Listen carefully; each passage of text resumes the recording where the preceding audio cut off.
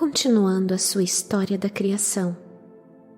A ciência afirma que depois da autofabricação de moléculas vivas capazes de duplicarem a si mesmas, elas constituíram a si mesmas em uma célula viva, tão pequena que não se pode ver a olho nu.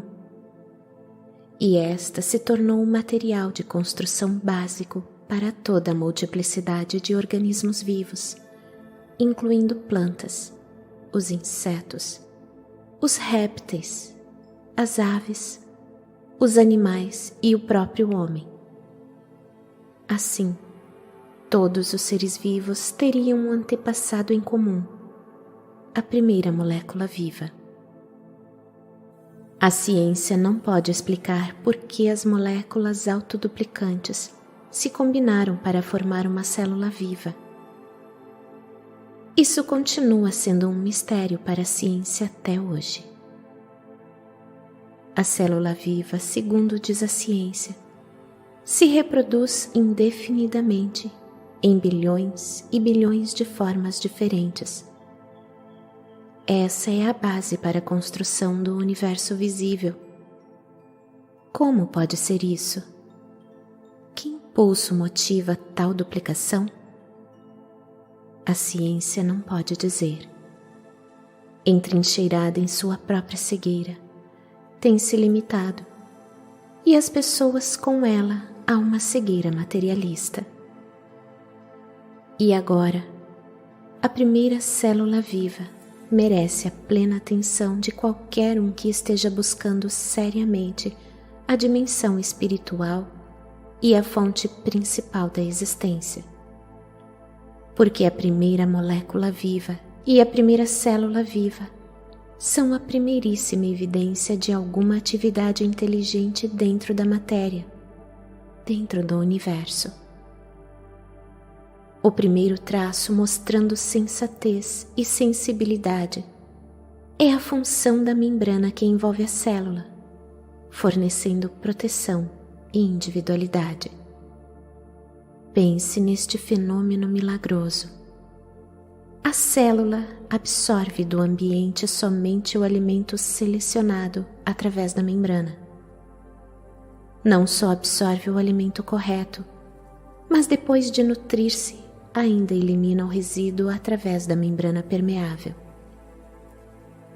Você deve perguntar a si mesmo: como pode a membrana puramente física da célula, invisível a olho nu, distinguir e selecionar o alimento correto, objetivando aumentar seu bem-estar e ter suficiente discernimento para desfazer-se da matéria tóxica não desejada? Você não vê um alto grau de propósito em toda esta atividade? Você pode acreditar que este propósito seja acidental? E o propósito não é a grande marca da inteligência? E mais, a membrana da célula continua a fazer esse trabalho de selecionar o alimento e descartar a matéria tóxica em bilhões de diferentes circunstâncias e condições relacionadas com a sobrevivência de diferentes espécies em diferentes ambientes. Isso não é a evidência do propósito que se mostra dentro de cada ação de cada espécie, sejam insetos, plantas, répteis, aves, animais ou seres humanos? Não seria possível descrever o universo como o consciente e constante impulso do propósito tornando visível no reino da matéria visível? O espírito do propósito é um elemento físico ou um elemento da consciência?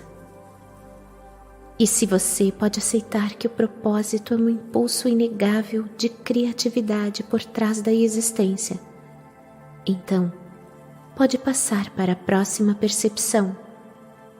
Seu universo é a manifestação visível de uma evolução inteligente de causa e efeito, evidente na matéria viva.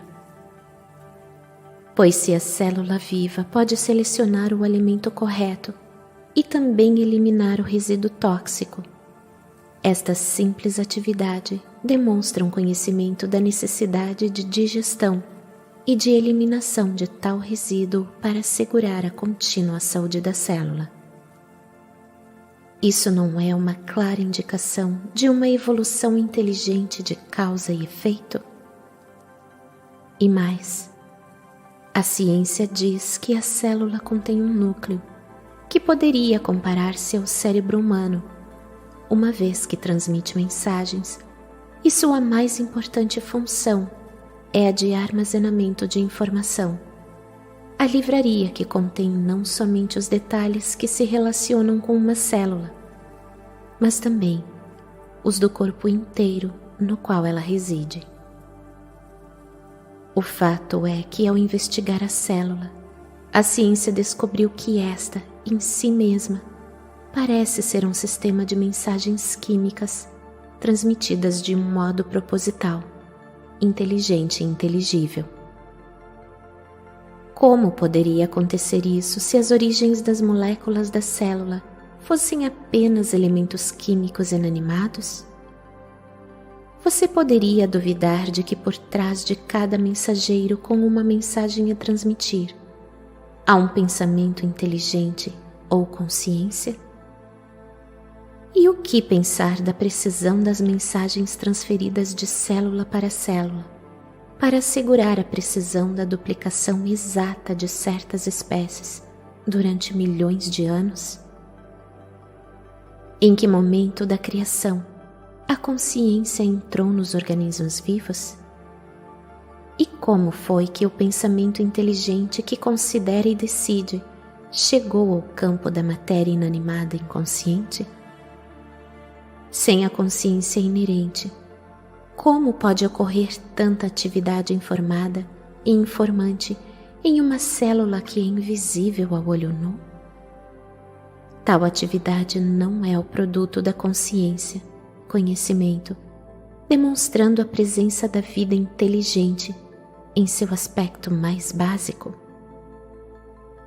Uma simples célula viva, em forma de bactéria, pode mover-se sozinha e viver sua própria vida especializada e excitante no ambiente, ou como um vírus realizar seu trabalho especializado e mortal de atacar alvos específicos nos organismos vivos. Por outro lado, a célula pode estar fixa em um organismo, realizando seu trabalho altamente importante de construção e de manutenção de alguma parte do organismo. Tal trabalho produz matéria viva, precisamente adequada e necessária ao órgão vivo sobre o qual trabalha, sejam partes do corpo humano ou de vida animal ou vegetal, tais como os dedos dos pés do ser humano e o baço, ou a pele do animal e as presas, ou as escamas do peixe e a plumagem das aves, ou a copa das árvores e as folhas nos ramos, ou as pétalas das flores, ou as antenas das mariposas e suas asas diáfanas, a pele do réptil, dos crocodilos e seus dentes e os olhos da lula que mudam de cor segundo a sua necessidade de camuflagem. Cada um destes fenômenos físicos completamente diferentes e aparentemente não relacionados foi criado pelo trabalho especializado e individualizado de bilhões e bilhões de células vivas idênticas. Ao contemplar a grandeza e a diversidade do trabalho realizado por uma simples célula viva, invisível ao olho nu, você pode acreditar em um universo mecanicista? Seria possível fazer tudo isso se a matéria produzida por tais células fosse ilógica, sem nenhum objetivo razoável e sem nenhuma razão para a sua existência desprovida de consciência pessoal? Este não é o caso.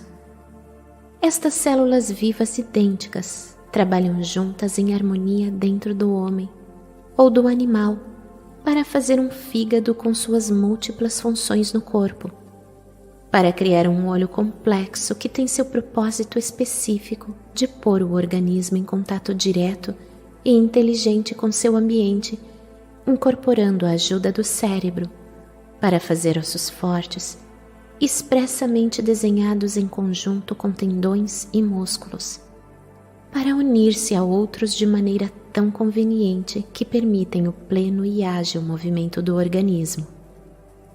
Além disso, células nunca interferem no trabalho de outras células.